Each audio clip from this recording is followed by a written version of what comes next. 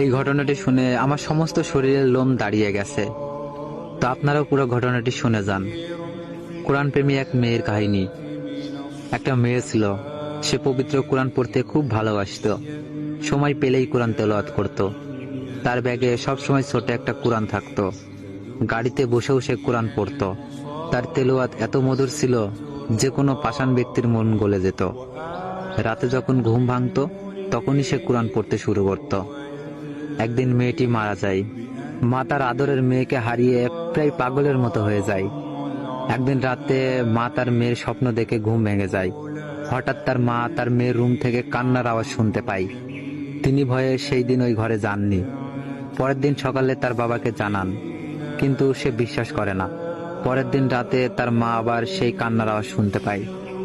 তারপর তার বাবাকে বলে, বাবাও শুনে সেও ভয় পেয়ে যায়। তারপর সকালে এই ঘটনা মসজিদের ইমাম সাহেবকে বলে। তারপর ইমাম সাহেব এই ঘটনা যাচাই করার জন্য ওই মেয়ের বাসায় এক রাত থাকে। রাত 1টা বাজতে না বাজতেই সবাই সেই কান্নার আওয়াজ শুনতে পায়। মনে হচ্ছিল অনেকে মিলে কান্না করতেছে। তখন ইমাম সাহেবও কেঁদে ফেলেন আর বলেন, এটা ফেরেশতাদের কান্নার আওয়াজ। মেয়েটি প্রতি রাতেই এই সময় কোরআন তেলাওয়াত করত, যা শুনতে ফেরেশতারা এখানে আসতো। এখন মেয়েটিকে না দেখতে পেয়ে তারা প্রতি রাতে এই সময় কান্না করে। রাসূল সাল্লাল্লাহু আলাইহি সাল্লাম বলেছেন, কোরআন পাঠে দক্ষ ব্যক্তি উচ্চ মর্যাদা সম্পন্ন ফেরেশতাদের সঙ্গী হবে। সূরা আবু দাউদ 1454।